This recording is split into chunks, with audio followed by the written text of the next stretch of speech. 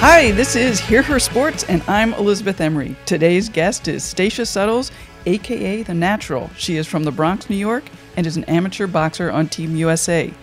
At 5 years old, Stacia won an enormous trophy in martial arts, so has a long history in combat sports. However, she only started boxing in 2014. A year later, she made it all the way to the finals in the New York Daily News Golden Gloves in the Barclays Center. At that point, she got serious. She returned and won the Golden Gloves twice in 2016 and 2017. Stacia is also 2016 National Golden Gloves silver medalist, 2015 Metro champion, 2016 USA National champion, and 2017 International gold and bronze medalist. She is now in full-on prep mode for Tokyo 2020 Olympics at 132 pounds. We talk about having an Olympic goal, being relatively new to the sport, coming back from losses, signing with a modeling agency, women in boxing, making weight, motivating others, and a lot more. It was really fun to talk to Stacia, and I learned a lot about tactics and the importance of jabs. So let's get to it. Welcome, Stacia. It's really great to have you here, and thank you for taking the time to talk to me. I really appreciate it. Thank you for having me. I'm excited. Sure. I want to start out with, I read a quote that you said that you were born to fight. Oh, yeah. Well, I've always felt that way, that I was born to fight, because I've always, been in martial arts since I was young. I did karate at the age of 4 and did that for 3-4 years. And then I did taekwondo until 15, 16 when I got my black belt. And the only time that I didn't do a martial art was when I went away to college for a year. So I've always felt like it since I was young, because I've always loved it. It was the one sport that I really loved. I played other sports, but it was always martial arts that I loved and always wanted to go back to. Why did you like it so much? I guess the main reason was because it was a single kind of sport. It's all on you. If you lose your match, it's because of you. If you win your match, it's because of you, kind of thing. I guess it was because of that. Basketball, I played that for all 4 years of high school. And I didn't like the whole depending on other players kind of thing. I get that. That's funny. But fighting is definitely different than, say, doing a marathon or something. There's something particular about combat sports. Yeah, definitely. I mean, martial arts, I feel like it teaches you so much in your life. It'll teach you a lot in the sport, but it'll teach you a lot outside of the sport. So I think that's another reason why I like it as well. Doing martial arts growing up definitely disciplined me and helped me to become the person that I am today. What do you think martial arts teaches you that some of the other sports that you've done haven't taught you? Not giving up, I think. I think, let's say for basketball, for instance, it's easy to give 75% of yourself, but if the rest of the team is giving 100%, then and you guys still win, then it's you're fine. But in martial arts, you can't really give up. If you're giving up on yourself, you're gonna lose or you're not gonna do well in your match, and it's it's gonna show, and everyone's gonna see it. You're gonna see it, and then also I think the aspect of going through ups and downs. I think all sports teach you that, but martial arts in particular definitely teaches you it in a harsher way. You go through ups and downs, and your downs are, they're really going to be seen. You're really going to see it. They're really going to be shown for you. And then it's, the way that you get back up from it. Right, right. You were a really sporty kid. You've done a lot of sports. So how did that end up happening? Do you have a sporty family? Well, I've always loved sports since a young age, but I think it's just because my dad, he's an army dad, so he's yeah, you guys aren't staying inside all day, and I was okay with that. And my brother also he liked doing sports and all that. So yeah, I don't know, I just always loved it. My brother, he had a skateboard when I was younger, and I would always steal it from him and skateboard and everything. And then finally I got my own, and I rode bikes since I was young and swimming. So I don't know, I just loved it. Let's talk a little bit about sort of details about boxing. You got started pretty recently. You started. Yeah, I started about 4 years ago, about 4.5 now. And yeah, I just started because, like I said, when I went away to college, I wasn't doing anything, and I'd gained that freshman 15. So when I came home, I was all I was doing was working retail, which I didn't really like too much, but I wanted to get back into a sport to kind of ground me again, get me back on I guess kind of a schedule. Even though when I first started, I wasn't particularly on a schedule. It was just something for me to do for fun. But I liked it. And then eventually I started doing it, like it progressed. Like the first couple weeks that I was going, it was only like two days a week. And then when I progressed, it was like almost 5 to 6 days a week that I was going. And what kind of workouts did you do when you first started? I mean, I assume that you weren't hitting people. Yeah, no, when I first started, it was just basic stuff like shadow boxing, hitting the mitts with my coach, and just hitting the heavy bags and stuff like that. But it was really basic. I had already had a background like with my martial arts and taekwondo, so I kind of skipped a few steps. But yeah, it was pretty basic. I wasn't like sparring yet. I didn't spar until like a couple months after I started and stuff like that. How does sparring start? Does your coach just decide that you're ready and puts you out there? Yeah, pretty much. I didn't really push the issue of sparring because, like I said, it wasn't like something that I was like, not that I didn't want to do it, but it wasn't like my main goal, I guess you could say. So, yeah, like one day he was just like, "Yeah, do you want to spar?" And I said, "Sure." And then we just went in there. He put some headgear on me, got my gloves on, and then went in there and sparred. Right. I've taken a few classes at, the title boxing, and I was really surprised at how different hitting a person was than hitting the heavy bag. Yeah, it's definitely different, and it takes getting used to. That's why, like, people, when they only have like a little bit of experience and they want to go fight, it's like just slow down, slow down. It takes steps to get to that. Right, right. So what are your workouts like? Well, now I work out 2 to 3 times a day, 5 to 6 days a week.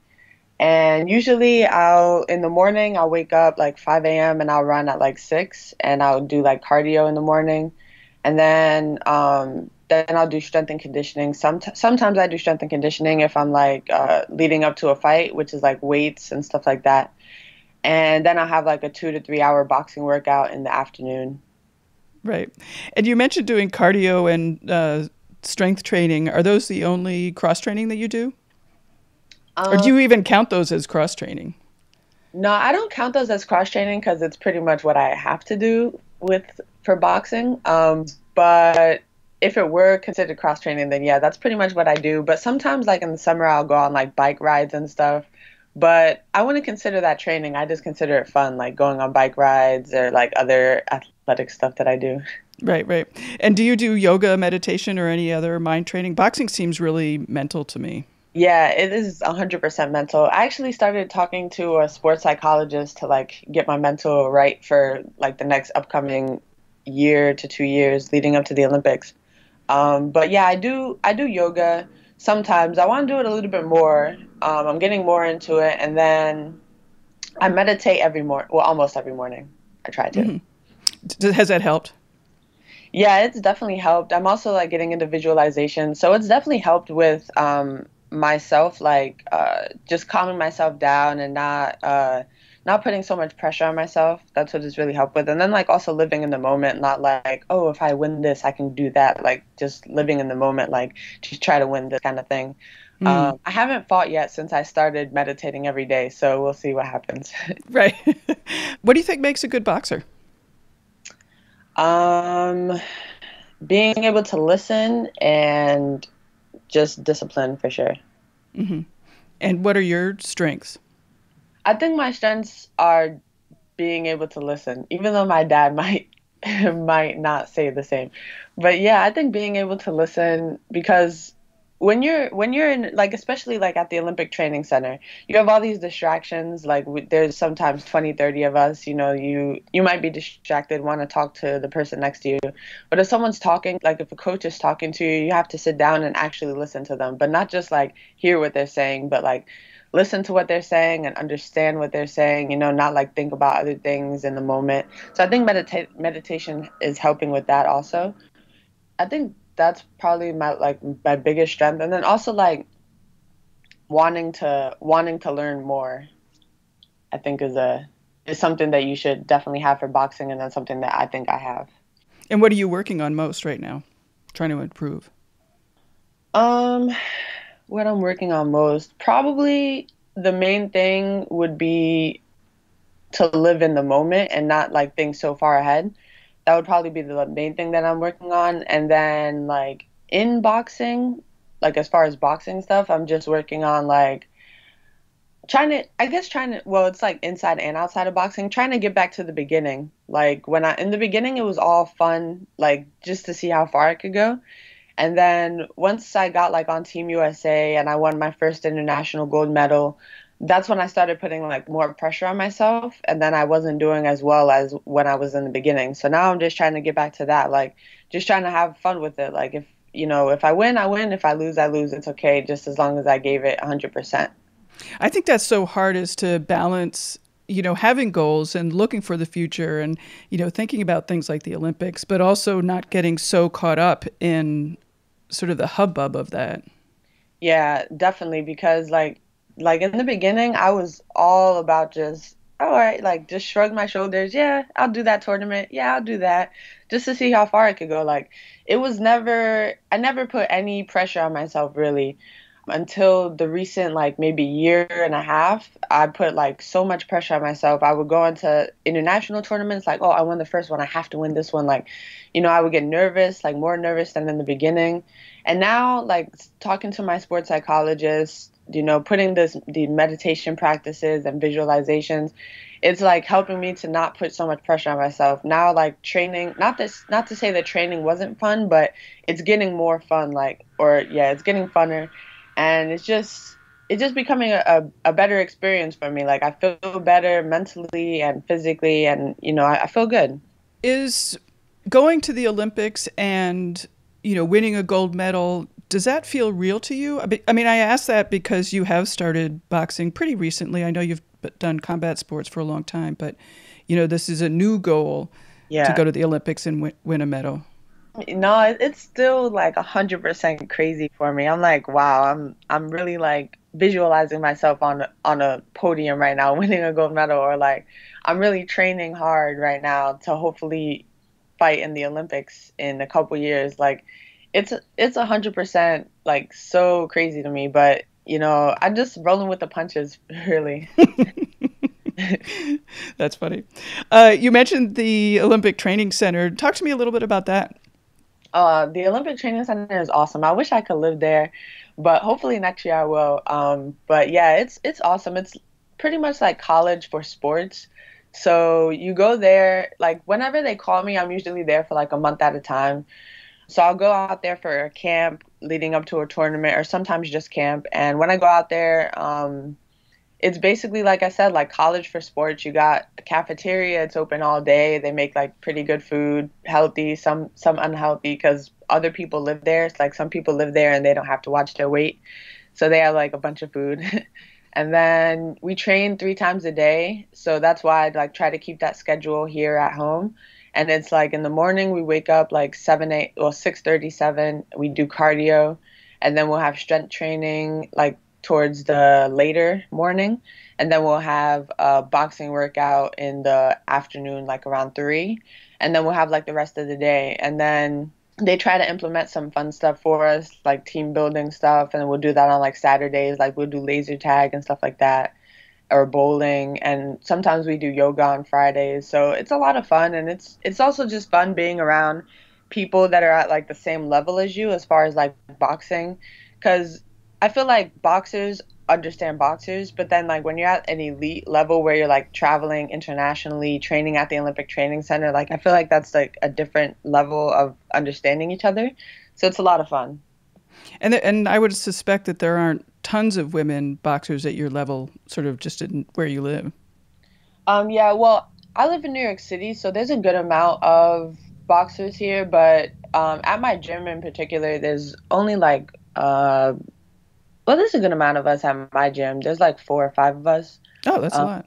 yeah, well, 4 or 5 of us that like are competing, and then there's a bunch of females that like are just training. So it's a good amount at my gym, and then across New York is pretty good. But in the United States in general, it's not that many, but it's definitely growing because of women's boxing in the Olympics. So you're on Team USA. Have they been very supportive, and do you feel that you're getting what you need from them? Yeah, 100%. I feel like even in the beginning, like they were 100% supportive, and even now, like I moved down a weight class from 141 to 132, And they were 100% supportive because in the beginning I wasn't sure like if I was going to go up or down in weight classes because of in the Olympics there's only 5 weight classes and my original weight class wasn't one of them. And so they were 100% supportive. Like we have a nutrition staff there, and I spoke with them about me moving down, and they said it's 100% possible, and just being supportive like that. And also, like if I need a strength program for when I'm at home, I can always email them or speak with my strength coach over there, and they'll send me over a program. And when I'm at home, I never feel like, oh, they forgot about me or anything. I can always email them or text them like videos of me training and they'll give me tips and stuff. So they're 100% supportive. That's cool. I know that you have a coach at the Mendez Boxing Club. How do you work with him and also the coaches at the Olympic Training Center? How does that work out? Well, my coach at home is also like 100% supportive. And whenever they call me to go to Colorado, he's like, go ahead, like, go ahead. He never wants me to just stay here because he actually wants me to live at the Olympic Training Center as well because he knows that my goal is the Olympics. So he's on board with that. And he knows like whatever it takes, like whatever the Olympic Training Center like says goes pretty much. Like if they want me to train out there for 2 months, like he'll allow me to go because he knows that that's what it's going to take to make it to the Olympics. Right, right. We talked a little bit about training, but not so much about what actually happens when you're doing the boxing training. Can you go over that? Like what kind of stuff are you working on? Well, when I'm at home, it's a little different than when I'm at the Olympic Training Center. So when I'm at home, what I'll do is I'll do like 5 rounds. And when I say rounds, it's like three minutes. So 3 minutes and then 1 minute off is like one round. So I'll do 5 rounds of jumping rope as a warm up. And then I'll do 5 rounds of shadow boxing. And then I'll do like 3 to 5 rounds hitting the mitts with my coach.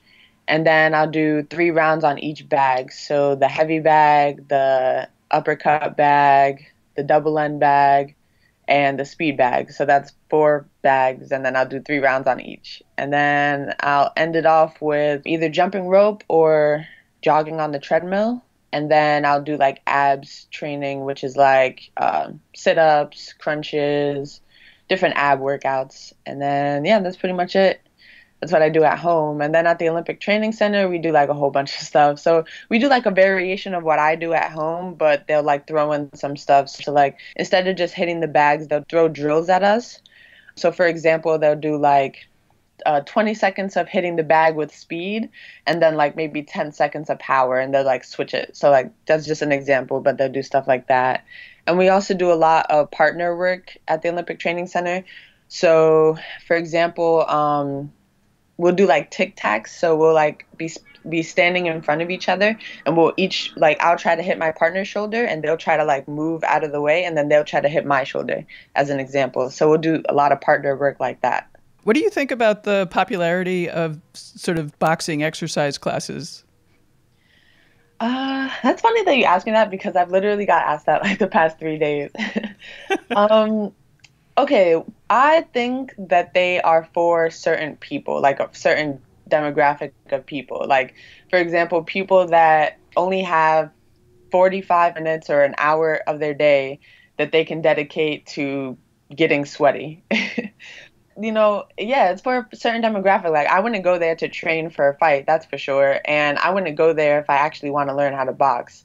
But there are certain people who love it and like swear by it. And, I can't knock it. And I actually have done like a Rumble boxing class. It was fun, but yeah, definitely not something that I would do every day. Yeah. Is there anything that's similar between those classes and real boxing? I mean, is it like sort of a baby way to get into boxing? I wouldn't say it is because, okay, you're not really learning boxing. They're telling you what to do. Like, okay, I guess if you're doing like a one-on-one class, but it's mostly group classes. So they're not teaching you boxing. They're like telling you, okay, jab, right hand, hook. You didn't even teach me how to throw a hook. So how am I going to throw this hook? Like, you know what I mean? Everyone's just kind of looking around, trying to figure out how to do certain things kind of thing.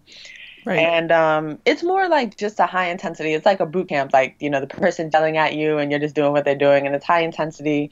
And it is fun. I'm not gonna lie, it is fun, but it's not something that I would do for like actually learning how to fight or like even learning how to box. I would just go to an actual boxing gym and get an actual coach who knows. Yeah.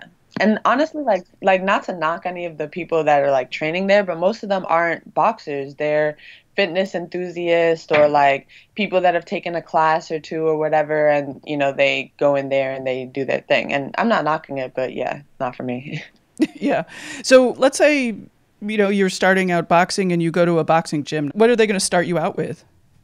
So if they're a good coach, they'll start you out with the basics. So the basics are your stance, like how far apart your feet should be, and what angle your feet should be, how low you should be sitting down. Basically, it's not sitting, but it's like a sitting down kind of pose, I guess you could say.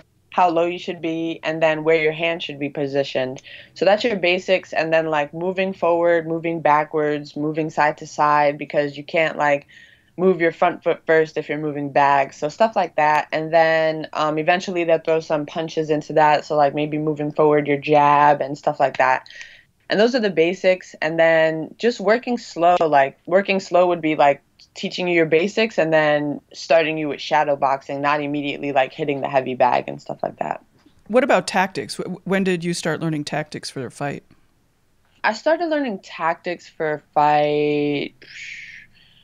Um, I want to say after my first fight, honestly. Because well, my first fight, it was in the Golden Gloves tournament here in New York, And you and did pretty well. yeah, I made it all the way to the finals, and then I fought in the Barclays Center. I fought a girl that's won the Golden Gloves like 8 times, and that was like my first tournament. So I was like super happy just to be in the building. Like it was crazy. But yeah, like I said in the beginning, it was literally just to see how far I could go. And my coach, he's like a really good coach. He's been coaching for like years. Like I've known him since I was like 4 years old. Like we lived on the same block, and he's been coaching like since then. So he's like really good. He knows this stuff. But at the time, it was I don't think he knew like the potential that I had, I guess you could say. So he was kind of just coaching me just to coach me. And but once I started doing well like with my boxing, he was like, "Oh, like you actually got some stuff going on here." So yeah, like I think, and nothing, I love the guy. He's still in my corner and everything. But yeah, it was like a kind of thing like, oh, like I don't know, like what kind of, do you actually want to do this kind of thing? So Right. yeah. Yeah. And like, how do you know when to, or how do you make the decision? I don't even know what the right question is, but like, how do you know when to do a jab or a cross or uppercut? I mean, like, how are you making those decisions in the fight? Okay, so like I guess it kind of comes with experience for sure, but there's like basics. So like jabs, you should always be jabbing. Um like jabs are very important. So for example, they distract your opponent so you can throw the right hand. They keep you busy so that the judges will be like, "Oh, she's been jabbing the whole time." Um, and then yeah, they're just great for setting up other shots. So you can throw the jab as a power jab, or you can throw it not lazy, but as just a distraction. So not so much power, but just to kind of get it out there, kind of things. And it just comes with experience. Like a lot of people in the beginning, they're not jabbing at all. They're just like going straight for the kill with their like right hand and their power shots. And it's like set it up with the jab and maybe you'll get the right hand. So, but it all comes with experience for sure. Like in the beginning, I wasn't jabbing that much. And then, through experience, you learn that you have to. So I want to switch a little bit to equipment. How particular are you about your gloves and, the other equipment that you use?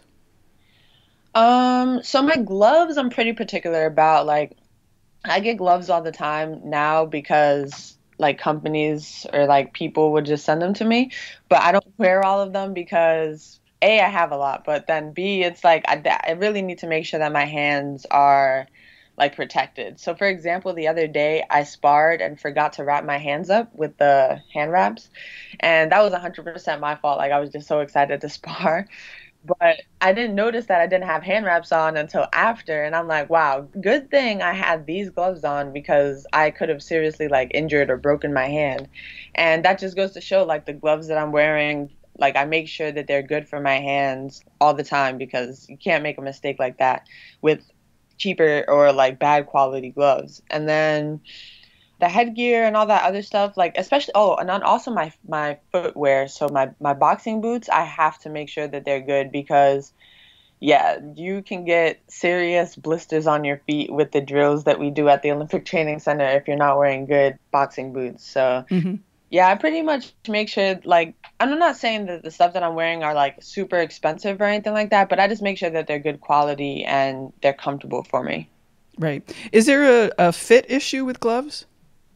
Yeah, definitely. So, not so much a fit issue, but more of like a size issue. So, gloves come in like a whole bunch of sizes. They start at like, I think the smallest you can get is like 8 ounces, and then they go up like by twos. So, 8, 10, 12, like that. So, I wear 16-ounce gloves, which is like the normal glove size that you should wear when you're training because when you fight in 10-ounce gloves. So, it feels so much better when you're actually fighting. But sometimes when I'm at the Olympic Training Center, I'll pick up a 14-ounce pair of gloves, and I don't like that because I think it's more like it might be a mental thing. Like I feel like there's not enough padding and stuff like that to keep my hand protected, and also they're just not heavy enough for me. Yeah. Right, right. Do you like competing? Yeah, I love it.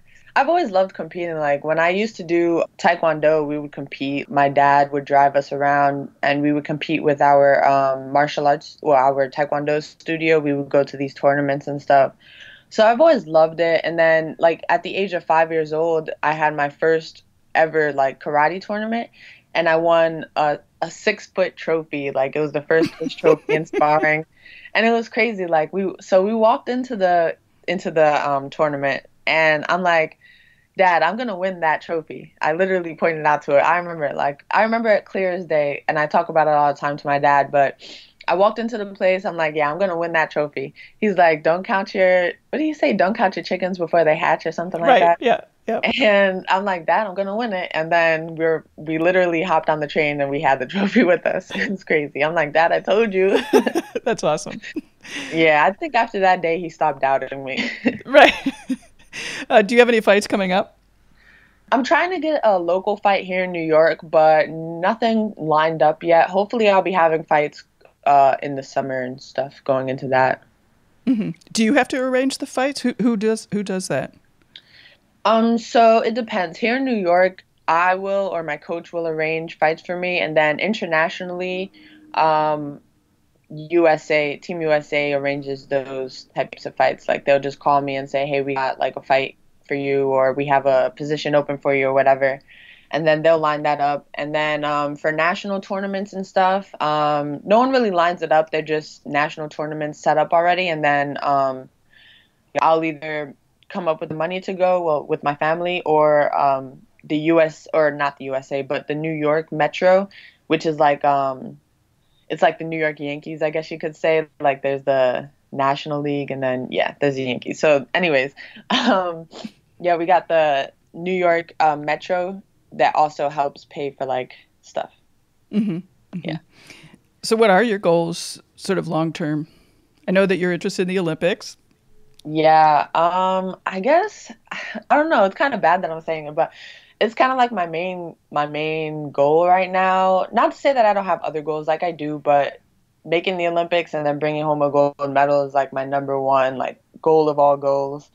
And then I guess I don't know. I just want to motivate and inspire other people. Like through this journey, I've learned a lot about myself, but I've learned a lot about others too. Like sometimes you just need that push to like do what you actually want to do. Like there's so many people out there that are like just living life, not doing like what they want to do. Like they're so unhappy. And not to say that you have to like quit your 9 to 5 to be a personal traveler or whatever, but just do something that you like to do at least once a week. Like try to at least. Like there are people out there that they love to run or they love to read, but they don't read because of whatever. And I just want to motivate people to just do what they like to do, even if you don't want to be a professional at it, but just do it as a hobby. And that's what I want to motivate people to do. So I don't know, like after boxing, I still want to motivate people to do what they want to do. So I don't know where that's going to lead me, but I definitely want to keep that going. And how are you motivating people? Like, what do you see as the sort of the mechanism of that? I think through my journey in itself, like I started only 4.5 years ago, and just through like hard work and I found something that I like to do, and I just kept doing it. Like that's really like my main thing. Like I just found what I like to do, and I just kept doing it, and eventually I started competing, and I just really just went with the flow. But I worked hard to get to where I'm at. And also, it wasn't easy. Like, I'm still going through ups and downs. Like, I'm now on a losing streak right now. So I'm trying to get back on top, but it's all an uphill and downhill journey until you get to the top. So I think that's like one of the other main things. Like, it's not always going to be easy. It's not going to be like, oh, you just started and now you won a gold medal. Like, yeah, but now I'm going through a whole bunch of downs. Like, how am I going to bounce back from this? Like, kind of thing. Yeah, you've been really open on your YouTube channel about some of your struggles recently. Yeah, because well, when I started my YouTube channel, I wanted it to be like a real thing. Like I've always loved YouTube since a very young age. Like I've always uploaded stuff, but when I started this channel, it was to show people, a boxer's life, and not just a professional boxer, but someone that's been in it for like forever. But I started it like the year that I started competing. So a year after I started boxing in general is when I started the channel. And I just wanted to be open about stuff. And, people ask me, so I don't, people are like, oh, keep it to yourself, keep it to yourself. But it's a real thing. People struggle with, losing, and people struggle with, oh, how am I going to get back on top? And if I'm struggling with it, I'm pretty sure other people are. So might as well tell them about it so they don't feel alone. So yeah. Have you gotten a good response? And what is your advice for getting back on top?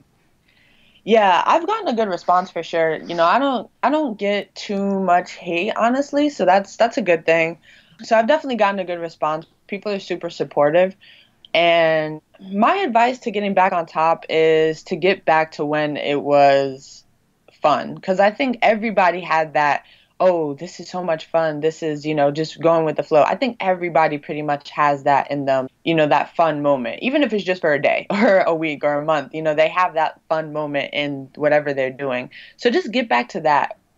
And then also, like, even if it wasn't all fun and games or whatever, I think for boxing in particular, and I guess you can take this with any sport, look at your best performances and watch them over and try to remember back to that day. Try to remember what you were thinking. Try to remember how you were feeling that day. Try to remember what your coaches were telling you in the corner, kind of thing. And try to remember your best performance and remember that, and then try to implement it into your next fight. Or compare your worst performance in your opinion to your best performance, and see what the differences are, and then go with how you were feeling on your best day, and then try to push that forward. And then also I feel like it's all about mental. So for example, one thing that I'm really dealing with is keeping my hands up. So for example, I'll throw a punch and I'll bring my hands down. Like I won't bring them back to my face. And that goes back to basics, just to point that out. That is something that you should learn in the very beginning, like something that should be drilled in you. But if it's not drilled in you, then later on it's gonna hurt you. So now I'm dealing with it, and it's all about how you think about it. So my sports psychologist said, don't put so much pressure on yourself to keep your hands up. Like, oh, I got to keep my hands up. I got to keep my hands up. Make it a game for yourself. Like, so a lot of people that are hard on themselves are like usually competitive. So just make it a game for yourself. Like, oh, how long can I keep my hands up? And then make it a game. And then usually you'll keep your hands up longer. It's definitely been working for me. So it's just all about switching how you're talking to yourself. Mm-hmm. Yeah. And that, I would bet meditation helps with that too, just focusing Yeah. on the positive. Definitely, 100%. Like before I started meditating, well, even just after, I definitely noticed some differences with my meditation. Like, I'm able to like sit still for like a longer period of time. Like, not to say that I couldn't do it before, but now I'm able to sit still and not think about anything. Just be there. And it's definitely helping, like being able to talk to yourself differently. Like if I'm being hard on myself, I'll switch the wording like immediately. Because you're thinking like all day and you don't even, sometimes you don't even notice what you're thinking. And being able to notice what you're saying to yourself and then being able to notice, okay, that's not the wording that I should be using, and like switching it. Even like, um, so for example, leading up to a fight, I would always say, oh, I won last time. I should be able to win this time. But I shouldn't be saying that. It should be like, I prepared well. I did what I have to do. Now let's go into this, kind of stuff like that. Do you get nervous? Sometimes I do, but like in the fight, I'm not nervous. But like in the beginning, I do sometimes, but I try not to get nervous. I try to just tell myself like, all right, you got this kind of thing. Right, right. So you recently announced that you've been signed by a modeling agency, and I find that so, first of all, it's so exciting, but second of all, it's really interesting, sort of this combination of a model and a boxer. Yeah, it's pretty crazy. Actually, when I was when I entered my first Golden Gloves tournament, there was a girl, I forget what weight class she was, but I think she was a model first and then she started boxing. So it was like a huge thing, like they were, kind of making a big deal out of it, like, oh, how does it feel to be a model and a boxer kind of thing. But for me, I don't know, like I just got signed, yes, by Wilhelmina. So that's pretty crazy for me. I'm just like, whoa. It's Uh, super. yeah, it's cool, but yeah, so for like the past 2 years, I'd say, so many people were coming up to me like in different scenarios. So it would be like maybe the boxing gym or like tournaments or like just going out to dinner. People will come up to me and either ask me if I were a model or like tell me, hey, you should model and stuff like that. And my gym is on 26th Street, so there's a bunch of modeling agencies around there. And so there's this one guy in particular. He would come up to me every single day and say, "Did you bring your photos to that agency yet?" Like every single day. And I don't know, I never really thought of doing modeling. Like when I was younger, I did take like acting classes and stuff, but I wasn't like passionate about it, so I ended up stopping with that. But yeah, I never really thought of myself as a model. And then someone was like, yeah, just do fitness modeling. Like, that'd be perfect for you. And then that's when I started like, oh, maybe I should do fitness modeling. Like, that makes sense as like at least like a little bit of income on the side. And then last year is when I was like, all right, I'm going to make this a goal of mine. Even though I didn't put like 100% effort into it, I just made it a goal of mine to like get signed by Wilhelmina. And then this year, like, I don't know, I just commented on one of their pictures and then they like DM me back and was like, hey, come in tomorrow. And then it was like, Whoa. yeah, it was crazy. I mean, I would think that the financial aspect is super important. I mean, no sport is cheap. Yeah, 100%. Like boxing, I think boxing is one of the most expensive sports because you have to pay the gym, you have to pay your trainer, you have to pay for equipment, and equipment is not cheap at all. And then you have to pay for other things. Like to be a top athlete, you have to, first of all, get enough rest, but you also have to get like massages. Like that's super important. And, it is definitely like a luxury, but it's important for sure.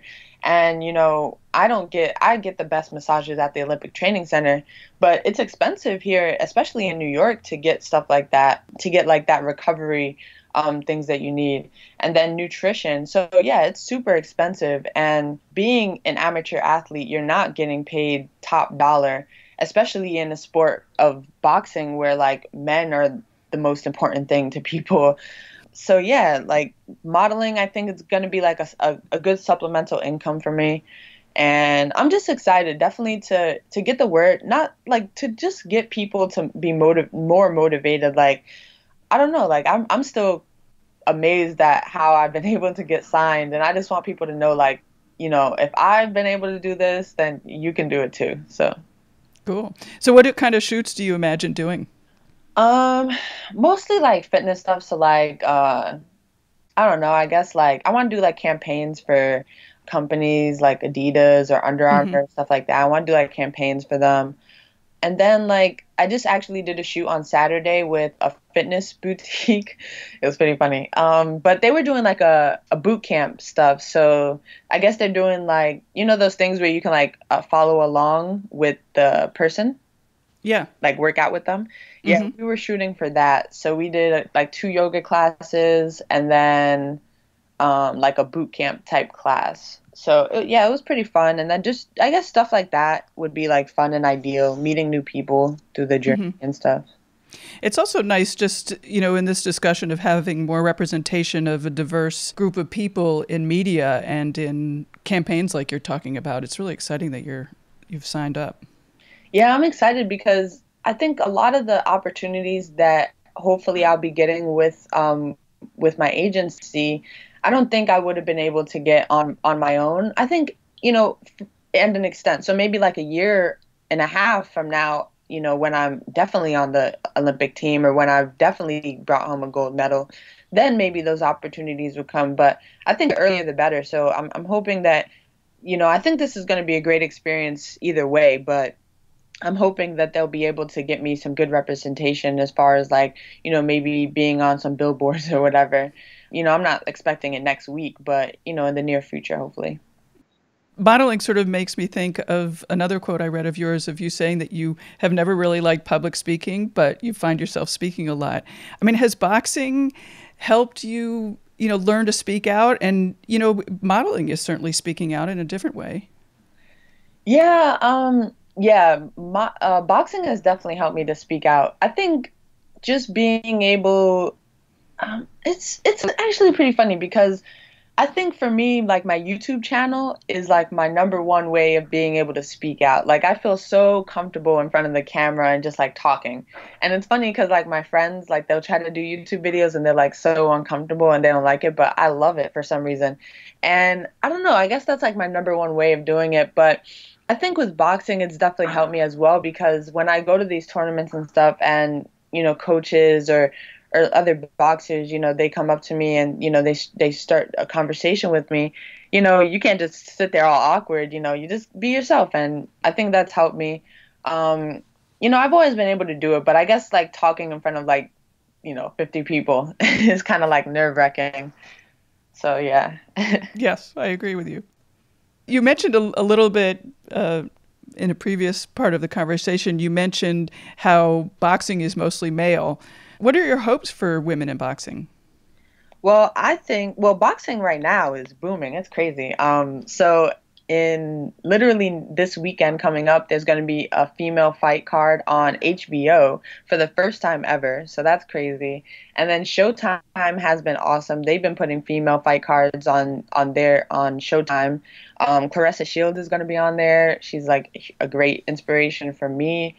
And then, yeah, so female boxing is definitely getting bigger. But I think by the next Olympics 2020, there's going to be a female fight card on every fight card. And then there's going to be at least females on TV, like I think every couple of months. Now it's like once or twice a year. But I think by 2020, by the next Olympics, it'll be like every other month kind of thing where we're going to be seeing females on TV boxing. Interesting. I hope. It's important to get us on TV. Yeah, that's like the main thing. I mean, females aren't able to make the money that, they could make in, let's say, MMA. That's why so many female boxers are going over to MMA because they're able to get on TV, which means sponsors want to sponsor them. Companies want to sponsor them because, we can get publicity by just putting, a patch on your shorts. Sure, we'll give you a couple $1,000s, but with boxing, no one's on TV. The only way that we can see you is through your social media, and if we actually go to the fight, which limits that to like, let's say 10,000. And yeah, that's not, most companies are like, oh no, we want you to be on TV kind of thing. So it's very limiting. Males are easily on TV with little experience compared to some of the females out there that are really, really good. Mm-hmm. Is there an organization that's pushing for more women boxing on TV? Like who's making that happen? I wouldn't say. Well, it's kind of hard. It's like it's the promoter and then it's the channels, the TV stations. So yeah, it's HBO that's putting it on. So that's just huge for, HBO to do that. And then Showtime has been really, really forward with doing that. So they've been putting Claressa Shields on TV every single one of her fights. So that's been amazing for her as well. And yeah, I don't know exactly who it is that makes these decisions, but whoever it is, they need to be making more decisions. Cool. So let's talk a little bit about food. I know that nutrition is important to you, and I would expect, especially since you're cutting weight, how does that all work out? Okay, I'm not gonna lie, I do cheat sometimes. But that I feel like that's normal as long as you're not going overboard. But yeah, I do try to stay to a good schedule of eating. So I actually practice intermittent fasting for the most part, which is like when you're eating for a certain amount of time and then not eating for a certain amount of time as opposed to like just waking up and starting to eat throughout your whole day. So that definitely helps for me and it's helped a lot of people for sure. I started doing it in November when I first started cutting weight to get down to 132. That was my first time. So I'm like, oh, let me see how I can get this weight down. And I just started looking up different ways. And there's a whole bunch of different ways to eat. Like there's like the ketogenic diet. There's like so many different diets out there. But yeah, intermittent fasting, it's really good. And I recommend it to a lot of people because just, not to go into the whole conspiracy stuff, but like eating breakfast, you don't have to eat breakfast as soon as you wake up because, first of all, you're probably not even hungry. You probably just need to drink water. And yeah, like people, they're eating so many calories that they don't need to eat because they're like starting to eat at like 8 in the morning and then they're not stopping until like 8 p.m. when you could literally crush that down into like 6 hours or 7 hours. But anyways, get back to what I was saying. So what is your window of eating? Like when do you start and when do you stop? I'll start around 11 to 12 is when I'll start, and then I'll stop around 6, 7. Right. But it also depends on my like training or like my day. So if I'm gonna be out of the house from 11 or from like let's say 10 to 3, then I'll obviously eat something like before I leave the house. I'll eat something like right before. And so yeah, I just adjust it, but I keep the hours pretty much the same. So like 6, 7 hours is the time that I'll be eating. And then it just helps me because I don't eat that much anyway. So I'm not like starving throughout the day. I'm eating like pretty good. And then, I just eat normally. Like I'll eat like eggs, oatmeal, yeah, stuff like that. And then for dinner, I'll eat like salmon, a lot of vegetables, fish, stuff like that. I don't eat meat actually, so I guess it's not that normal. I don't eat like pork, chicken, beef, stuff like that, but I do eat fish. Do you eat during your workouts? Like at the gym?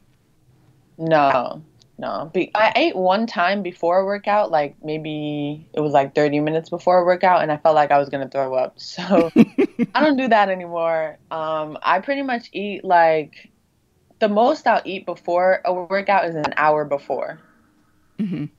So I'll do that. But most of the time I'll eat like after my workout. So for example, when I'm at the Olympic Training Center, we eat like I actually eat more at the Olympic Training Center than at home.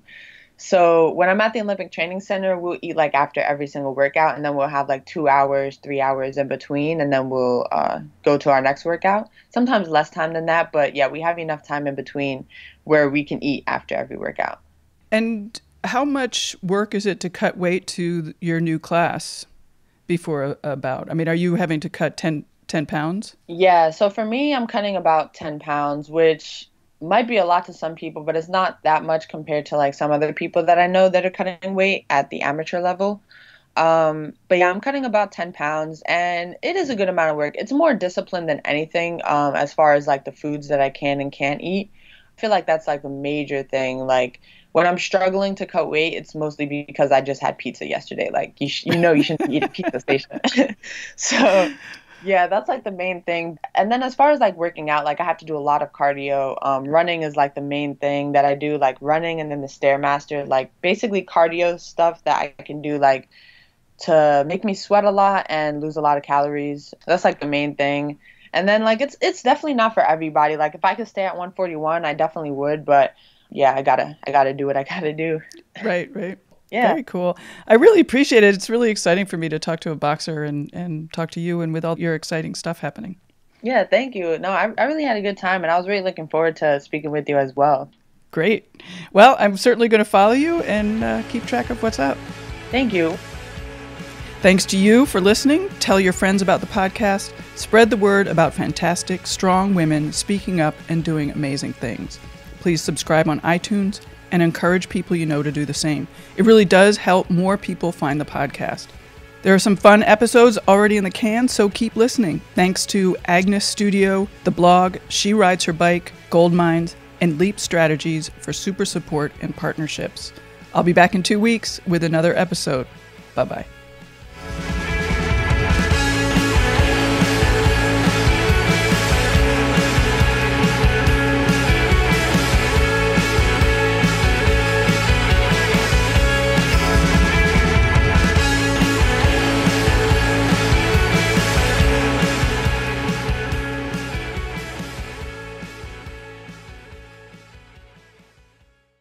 Women's Running Stories, where we explore the intersection between running and life. Because every woman who is committed to a running journey has a story to tell, and this is where you'll find those stories. I am host and producer Cherie Louise Turner. I'm a 53-year-old runner, and together with original music by musician and runner Cormac O'Regan, we bring these inspirational stories to life. Please join us to fuel your adventures.